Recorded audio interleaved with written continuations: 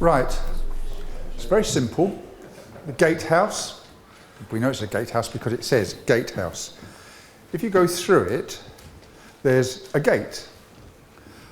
Then there's a bit of grass, and there's a wooden post, and then there's a curb, and then there's the highway. But actually, if you look to the left, there's a telegraph pole. And usually with telegraph poles, there's a lease. And so the landowner gets paid a certain amount of money.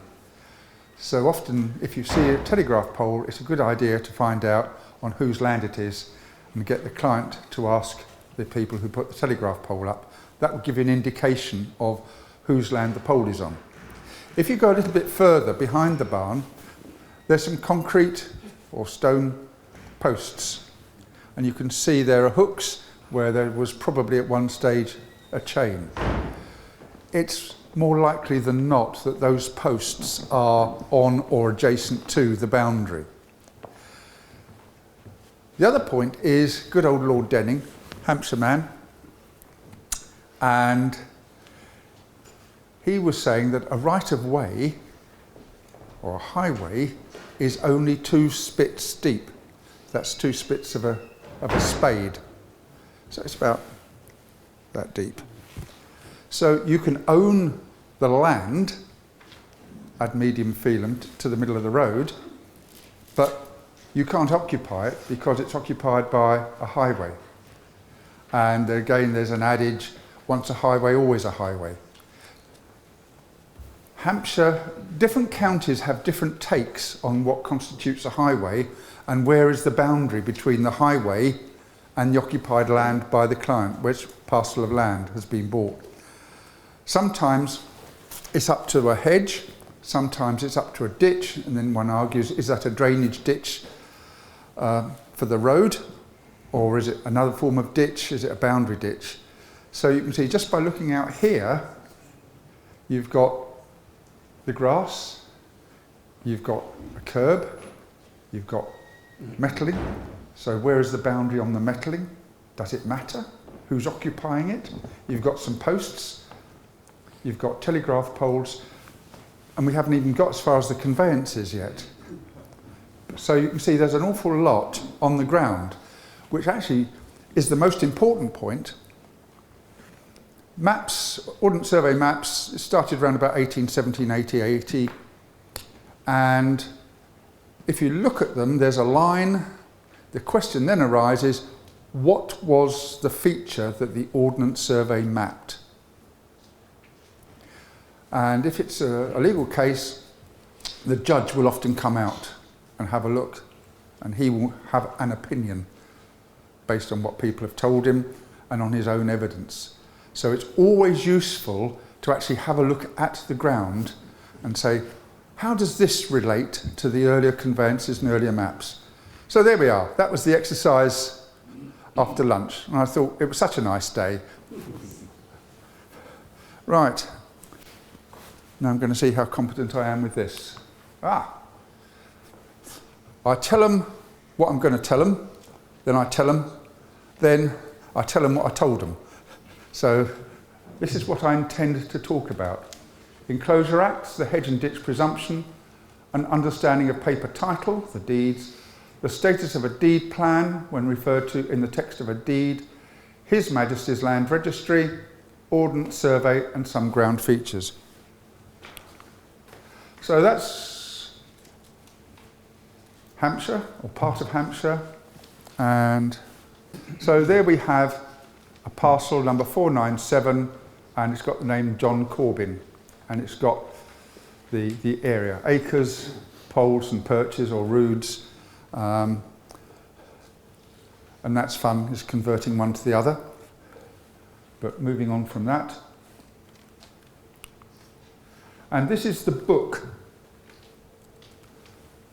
and you'll see there the name of John Corbin, Garden and Plot.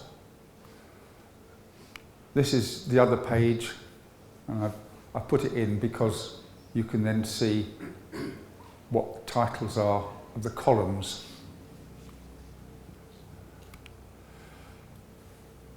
So why was the Enclosure Act important?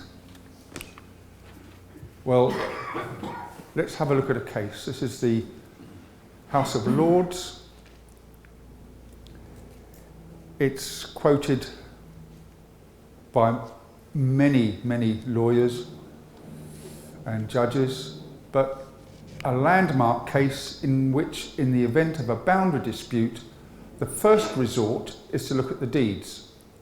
Under the old system of unregistered conveyancing, this means the chain of conveyances and other instruments, going back beyond the period of limitation, which was 12 years, which demonstrates that the owner's title is in practical terms secure against adverse claims. Now, I've pulled this straight off the transcription of the case. In 1985, Mr. Inslee bought a strip of extra land for his garden from Mrs. Burton, the owner of the neighbouring home farm. It lay along part of the boundary which separated home farm from Saverley Green Farm. Between the two farms there was a hedge and a ditch, which had been there as long as anyone could remember. The hedge was on Mr. Inslee's side of the ditch. The field on the other side had been acquired by the respondent company, Wibberley, from the owner of Saverley Green Farm in 1984. The 1975 conveyance shows that they thought it ran along the middle line of the hedge. Therefore, they must have known something which displaced the hedge and ditch presumption in the conveyances of Saverley Green Farm. My lords, I'm bound to say that this seems to me highly improbable. There is no doubt that there has been for many years a hedge and ditch on what has for centuries been the boundary between two farms. There is no evidence to displace the presumption that the boundary between the farms was drawn before the ditch was dug. So for all this time, the presumption has determined the boundary. If we now go back to this plan here, you can see that you've got the road and then you've got a boundary here. So the main purpose of showing you this is that all of this belonged to one person. So you've got the hedge and the ditch. If part of this land was then sold, then the hedge and ditch presumption would still operate here, but on the new boundary, it wouldn't. And I think this is where it's quite useful to go back in time to the Enclosure Act. I've actually got a client who lives here, and I'm arguing that in fact it's a hedge and ditch presumption,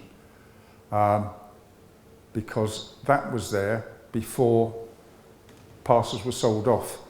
The other thing is that the people who live here are saying, well, I've got 120 feet frontage, so if I start from a new fence and measure 120 feet, it comes to this side of the hedge. And I was saying, well, that's pointless, because the fence there didn't exist. It was 120 feet from this boundary that you measure up. And that's a case, in fact, of Horne and Phillips of 2003. And it was Lord Jacobs who said that it says 60 feet, we know where it starts in the conversation.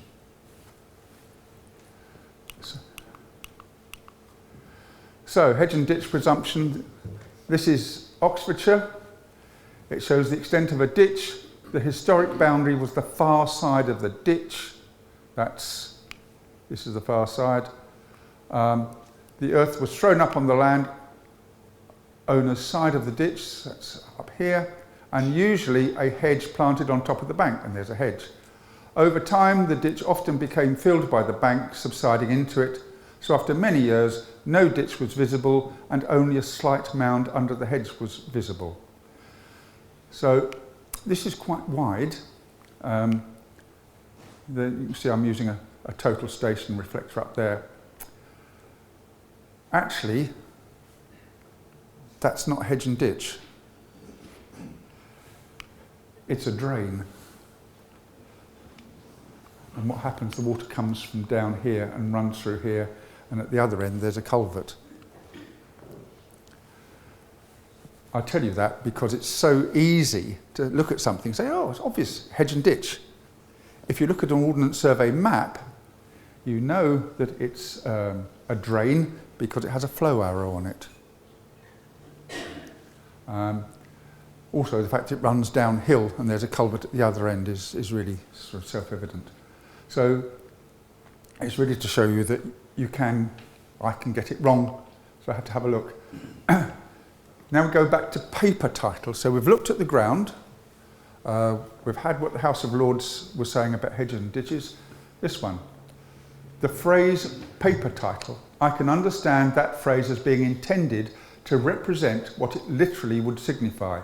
Simply, the paper documents by which, by way of narrative, the title was deduced. But what is called a paper title may be evidence of sassin. That's per Lord Chancellor. Have a look at the date, 1911. On the other hand, if no such possession is shown, then not only must the paper title be carefully scrutinised, but it may be found perfect in itself and yet held unavailing if adequate evidence be given of acts of ownership or user by others inconsistent with it. That's Lord Robson. In other words, you've got a bit of paper and it says this is what you own. You look at the ground and the ground is contradictory to what the bit of paper says. Invariably, boundary disputes occur when somebody either wants to build an extension, butting onto a neighbour's fence, or someone has just moved in, they look at their deeds and say, oh, fence is in the wrong place. I'm going to take it down, I'm going to move it over onto the neighbour's garden. Forgetting that that fence might have been there for 20 years. The neighbour has probably been there for 30 or 40 years, and the newcomers have probably bought from the estate of the deceased owner.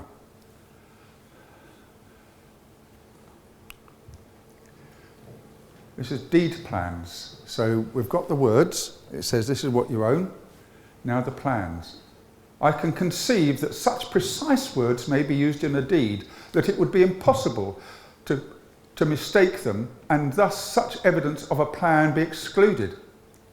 But it is impossible to come to such a conclusion in this case. That's the Lord Chancellor. Look at the date, 1808. Some things just don't seem to change.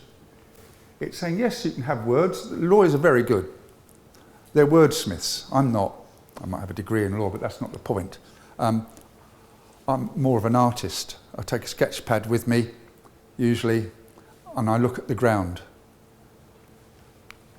It was submitted to Arden and Dyson, Lord Judges, that while, as I've said, the Ordnance Survey maps do not purport to fix private boundaries, yet, if parties to a conveyance choose to use such a map to mark the boundary, they will be held to what the map shows.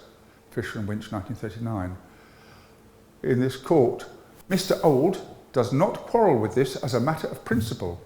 Mr. Old is a barrister. He says the difficulty is in ascertaining on the ground what is the feature the map purports to show. For the purpose of understanding what it tells about the contractual boundary. As to that, the Ordnance Survey maps are subject to the uncertainties to which I have already referred, and that's a 2007 case. So it's a question of, well, we've got an Ordnance Survey map. Why are they useful? Because Land Registry use them for their title plans. And there's always a caveat, it says in Practice Guide 40, don't scale off the title plans because they're Ordnance Survey maps, they're topographical maps. So what I tend to do is I go and get the current Ordnance Survey digital plan, do my survey and compare. Then I can get an idea of how accurate the Ordnance Survey map is. So, land before registration, or why should it be registered? How do you prove that you have rights on the land, including occupation? Bear in mind that if you have a registered estate, the first thing the law does is to take the land away from the rights over the land. They're different things. So easements, for instance, are separate. There may be a deed which is a document signed by the current occupier and the prospective occupier, witnessed by independent persons. So that's the deed. Land registry. I've put the whole lot down in here. The most important thing is, for the purpose of the register, the boundary is a general boundary unless shown as determined. So it's a general boundary. What does that mean?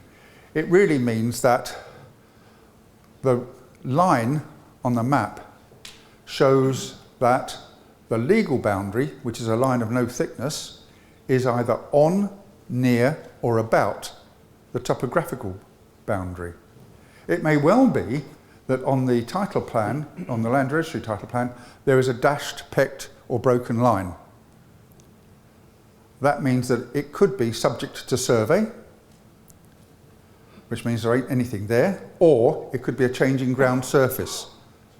So it would be the difference between metalling and grass or gravel. It goes on, as you will see. Rules may make provision enabling or requiring the exact line of a boundary of a registered estate to be determined, and may make provision about a determined boundary. We'll come on to that because you get the land registration rules, which were a year after the Act. So this is secondary legislation. And it says here, application for the determination of the exact line of a boundary, how to deal with it. But they don't say what the rule is. That's left to land registry. It was a long time ago. I've got grey hair, and I represented the RICS2 land registry together with the Ordnance Survey and the Survey Association to decide what the accuracy would be of a determined boundary. I said it depended, which the lawyers didn't like at all. And I thought, well, they're ones to talk. It's usually one side or the other, but never mind. And they all said, oh, well, 10 millimetres. And I thought, 10 millimetres? Great if you've got a wall. Supposing it's a stone wall, could you get an accuracy of 10 millimetres? No. Supposing it's a hedge, oh, forget it. Then they said, oh, well, you must have measurements either side of the boundary to both properties.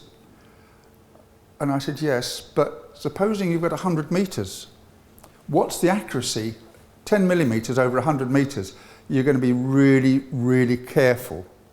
You can't do it with a tape, not unless it's standardised, calibrated or anything else, take out the sag. Could you use a laser? Well, actually, a laser is plus or minus 5 millimetres, which is great, but it always has an additive constant, so you've got to calculate that. We can use GPS. Bear in mind of the date, 2003. GPS, yes, we can have GPS, but we're going to have an accuracy of 300 millimetres for the accuracy of the GPS. The GPS at the time, 300 millimetres, was the best that could be done to relate the satellite orbits to Ordnance Survey National Grid.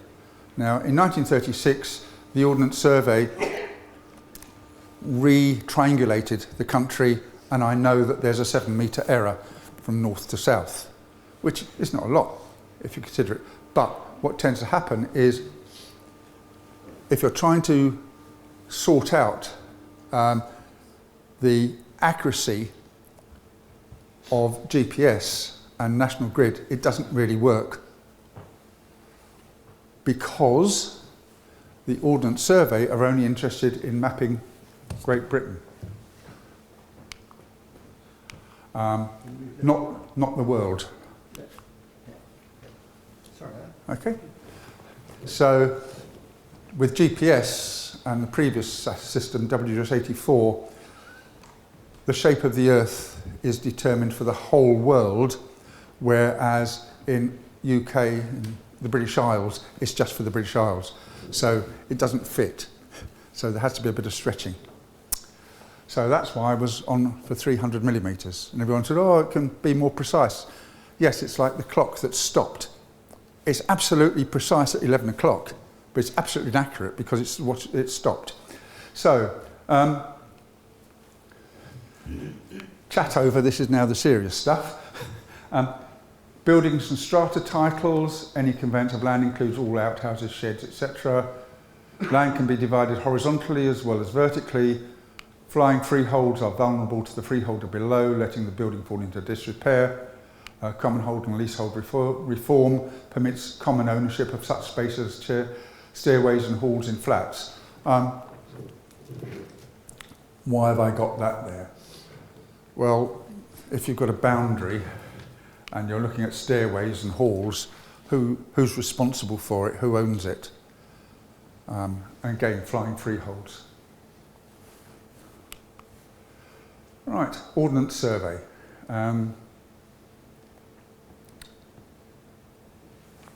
This is a table of accuracies. That's actually an RICS document. It was obtained by Ordnance, drawn up by Ordnance Survey. I disagree with some of it, mainly because I used to be the Chief Surveyor in charge of accuracy at the Ordnance Survey at one time and their geodetic advisor. But forget that, 1 to 1250, urban areas, 0.5, plus or minus 0.5 of a metre, 95%, 0.8, yeah, okay.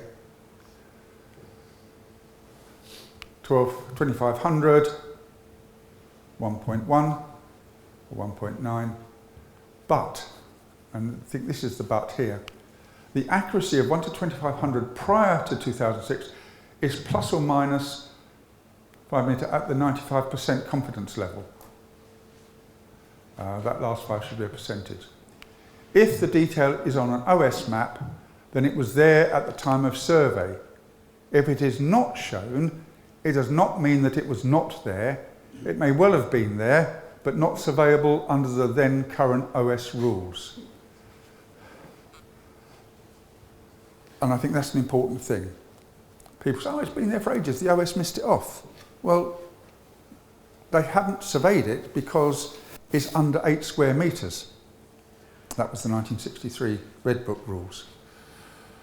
The other thing is this accuracy prior to 2006. I mentioned the OS retriangulation in 1936. That was to put the Ordnance Survey maps onto the Mercator projection instead of the Cassini projection. It meant there was one common meridian down the centre of Great Britain. Cassini, you had 13 meridians.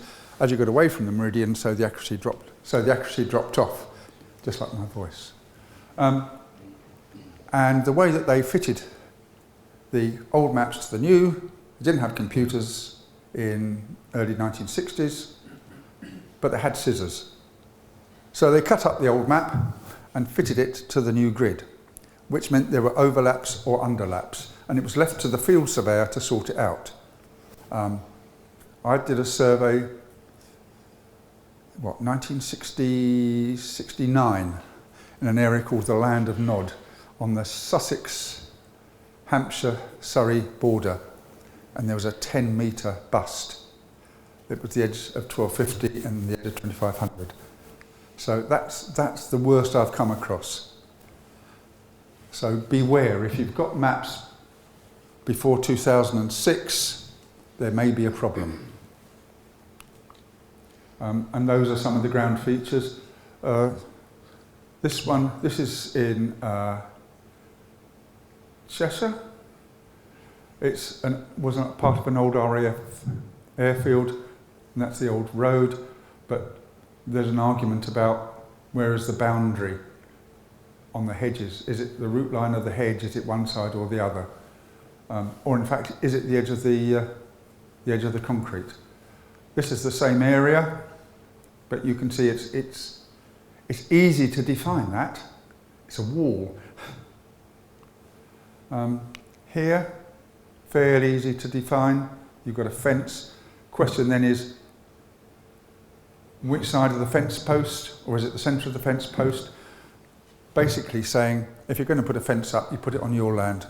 not on anybody else's. Therefore, the entirety is usually yours. I say usually because it might be a party wall fence. This shows some of the problems.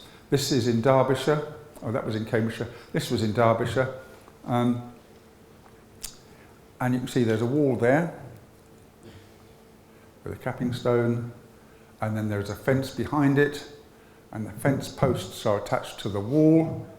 The people who live here are saying they own the fence, and the people who live on this side are saying, no, we own the fence because the fence posts are on our land, notwithstanding the fact that the fence posts are attached to this wall, which was built by these people. So, again, you look at it, and it's not always obvious on the ground. If it was that obvious, we wouldn't be in court. So, the conclusions. Land is a limited and limiting resource, unless you're in Singapore, in which they seem to be getting more land all the time. Occupation boundaries are defined by physical features and evidence of use. I say occupation boundaries because just because somebody is occupying the land, it might not be a matter of adverse possession. I'll leave that for the lawyers to argue about. I can say this is the limit of occupation. The legal boundary is defined by law, custom and occupation. In other words, it's not simple. Registration of land assists in providing security of tenure and hence mortgages. One of my students at UCL was doing the Hellenic Cadastre, and they'd had 2 tranches of money for the EU, and he said, well, we should have some more. I said, what accuracy are you looking at? Oh, we're looking at, quarter of a metre. I said, you're in the mountains in Greece. Tell me, a quarter of a metre. Why don't you have a metre? Why don't you have different accuracies for towns and rural areas and mountain areas? Oh, that's too involved. No, we want it. And you think, gosh. So he failed the first time, he got it the second time. But one of the reasons was his father was a surveyor, and all the surveying was done by private companies. Therefore, the more accuracy you needed, the greater precision, then the longer it would take and the more money you would get. These are some of the references. And I put in fact all of the references are in the paper, which is quite long. And I'm going to ask if there are any questions. Yes? You said about line of boundaries, for example. So what's on the ground is possibly different to what's on a plan. And you said about a period of limitation. Yes. So if someone lives in a house, for example, and there's been a fence up there for 25, 30 years, or longer than someone can remember, next door neighbours, they buy a house and say, well, the fence is in the wrong place. Yep. Because it's different to what's on the paper copy, what's on the what's happened, then it becomes a dispute. Right. Because it goes, you talk about, this is why I do extensions and all those kind of things, you go around and say, oh, that's our boundary, it's like, no, I don't think that's your boundary, but... Right. First thing is, for adverse possession, there must be objective and subjective intention. In other words, people must believe that that's the boundary, and you must believe that's the boundary. That's one thing. There must be animus possidendi, which is a nice way of saying you've got to act as the owner of it. And the third one is really to defend it against the world. So if it's gated, fenced, that's a good indication that you defend it against the world. If it's just open, that doesn't count. Before the 30th of October 2003, to get adverse possession, it was 12 years of occupation. After that date, it was after 10 years you apply to land registry and ask to be registered as the adverse possessor. Land registry will then write to the paper title owner and ask and say, look, this is the case that the other party have made, which we think is good. What's your defence? They make their defence, and then there's 2 years before the 12 years has elapsed.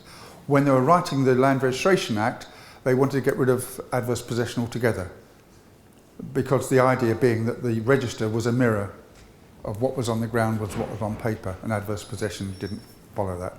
So before 30th of October 2003, 12 years. After that, you apply after 10 years, and then there's still another 2 years to run, but there's letters going backwards and forwards. The other one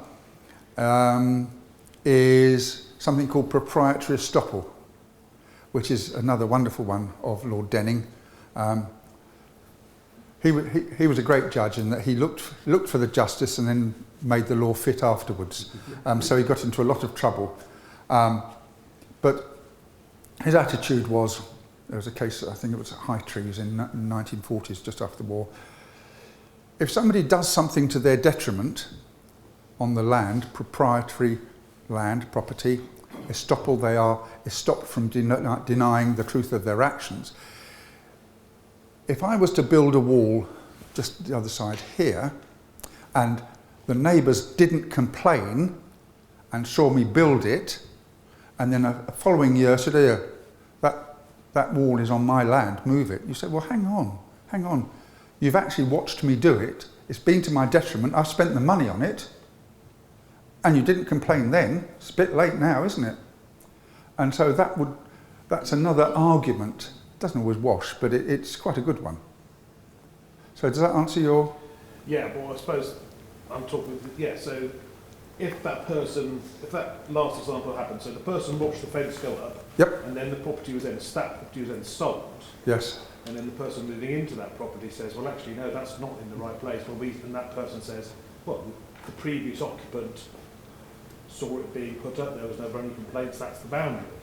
What recourse has that person, that new owner, got against that line of what they believe is...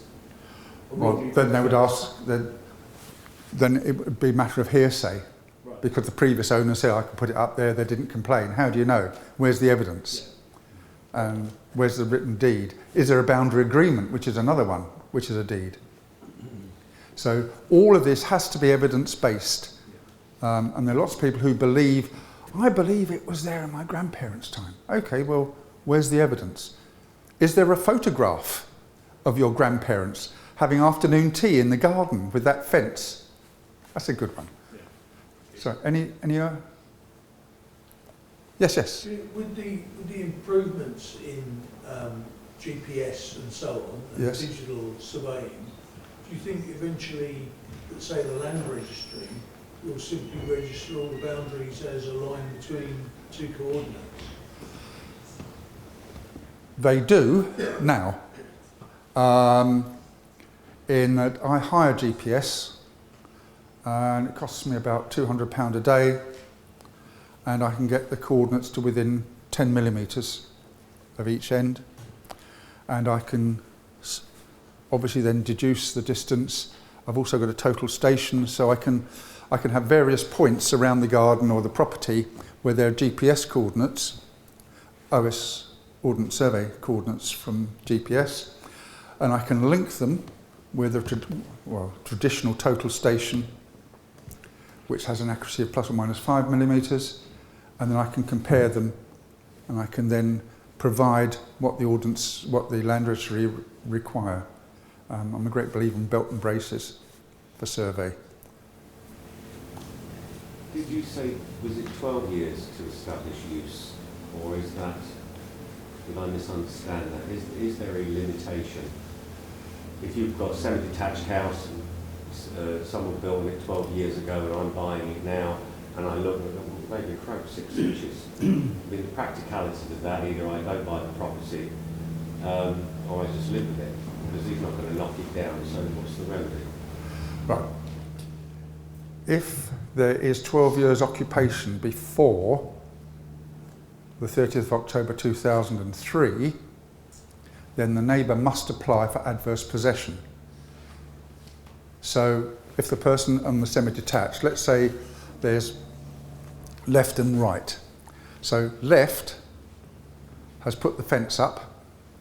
It's been there for 12 years before October 2003. So use the example of an extension. A picket fence can be moved in 5 minutes. Okay. You've got an extension that's been there 12 years. When did the time start to run? I would say from the time the foundations were laid. Right, so where's this 200, maybe I'm just getting confused on what you're saying. 2003 denotes what? That is when the 12-year limit ends. After 2003, it's 10 years, and then they have to apply to the Land Registry for adverse possession. So that's the cut-off point. It's 12 years before 2003, 10 years after. And the person who encroached has a right to ask for that adverse possession? Yes. And they get that? Okay. Well, whether he gets it or not is up to him. So if he doesn't get it, well, he's got to knock the extension down? Possibly. Possibly, what's the alternative? Is to have some sort of deal with the owner and say, look, we'll buy that bit, whatever it is, and leave it to the lawyers. I can see someone. Sorry, you were going to say something? I was going to say, how does the Land Registry contact the owner if the land's not registered?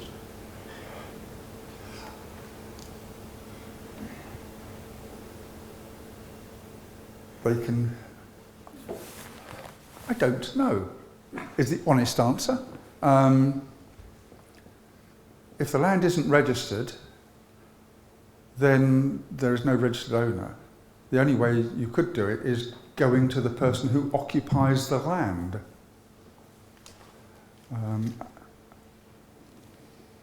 If the land is unoccupied, then it's almost a question of, well, It would be one of those with the mayoral notice on the front door type of thing, or on the garden gate. I wouldn't even bother with that. Because if you That's what we have to do with party wall land notices. Yeah, We can't but- trace the owner. yeah, but if you put a notice on the gate, then it means that in fact you don't believe that you own it. No, And you've got the Land Registry puts the notice on the gate. I've never known that to happen. Yeah. I'm not saying it doesn't happen or mightn't happen, but I don't know. It's an interesting one because I'm on the Land Registry Rules Committee in the High Court, so I shall ask them. I'm sorry to be a troublemaker. No, I want troublemakers. My last job in the Audiencer. Just following up this gentleman here in front of me. Just to a clear yes or no. So, if something's been there for a long time and it doesn't necessarily follow the line on a map, doesn't mean it's correct. Correct. Thank you. It's in the hands of the lawyers. Which is I assisted a friend of mine when he bought a piece of land in the south of France. And at that time, the Géometre, which was a French government representative, came along and it was a 8-sided piece of land. And he came along and put in a plastic block on the top of a metal stake, which was about 1 metre long, and they were put in exact position in each of the turn points of his piece of land. He then got a document from them which gave the distance between each point, and it actually gave the included angle to 2 points of decimal. So there was absolutely no doubt about the size of that piece of land, and it was put in, these stakes were driven in to a point where you could not get them out in a month of Sundays. Is it not better that we have some kind of physical notation of land like that, rather than an ordnance survey plan to 1 to 2,500 or 1250 with no markings on it whatsoever, possibly T marks to show which boundary? Are we still being archaic in this country? no, we can go for a determined boundary, and I put in PGMs, permanent ground marks, which are stakes probably between 0.5 metre and 1.5 metres long, like shark's teeth that you bang in. They've got an aluminium top, and I can give coordinates to within 10 millimetres of that. How many estate developers are putting those in? No. The reason being that it's very expensive to do that, and on most cases it's unnecessary. I've taught at l'École supérieure des géomètres at Le Mans and acted as a géomètre expert in Le Mans. And they've got a wonderful system called bornage, where the two parties agree with where the boundary is. I've also been down near Lyon, where I was going to a gîte, and the owner said, "Oh," he said, "that's right. I'll just move this." I said, "What is that?" He said, "Well, it's a boundary mark, but it's much easier to get your car in and put it back afterwards." So the German system is they have retro prisms in the corners. So every house you can get coordinates for. It's really a question of what does the society require, and how often does a problem arise, and what is the cost of trying to prevent it? Is the cost of prevention greater than the cost of rectification? And do we want to keep the lawyers and judges in business? Surveyors. And surveyors. I mean, I work on my own. I'm going to say I work for myself. I don't work for my wife. But I've done 40 cases since last November, which is a lot for one person. Some of them I just say don't bother. It's a waste of money, a waste of time. And on one instance, someone said, "Oh yes," he said, "I came across your name. You're ex-SAP, aren't you?" I said, "Yes, I was in 42 Survey Engineer Regiment, Troop Commander." "Ah," he said, I was a warrant officer." I said, "Oh yes." I said, "Well, can you help me?" I said, "Yeah." He said, "This fence," he said, "it's in the wrong place." I said, "Yes." But I looked at the deeds and I said, "You're responsible for the fence. Who put it up?" "Oh, the neighbour put it up." "Well, that was good of him. That saved you a few £1,000, didn't it?" "But it's in the wrong place." "Yes, but it's adjacent to your drive. Can you get your car up the drive?" "Yes." "Can you get up the car when you get to the other end?" "Yes." I said, "Well, let's go to war then. It's going to cost you £25,000 minimum. He's going to take the fence down. You're going to put a fence up a few inches away. That's going to cost you a few £1,000. Can you see, do you like it? I hate my neighbour. Can you see him through the fence?" "No." "Isn't that a bonus?" So we had a cup of tea and I left. Isn't that what most boundary disputes are, though? Yes, yes. They're warfare on another battlefield. Apart from where somebody's put an extension up and someone else is that. Yes. And it's too late. So I hope that helps. I'm looking around here because We're never going to solve it, thank goodness. well, no. I mean, provided I did mathematics and physics, and someone said, "Why did you do law?" I said, "Well, it's very simple." I said, "Lord Denning actually did mathematics at Oxford before he did law." I said, "They're both the same. It's logic. The only thing is with maths, you start with this is your premise. This is where you start. With law, you start with people, and it all goes haywire thereafter." So thank you very much for listening and the questions. And well done in teasing out the parts that I don't know.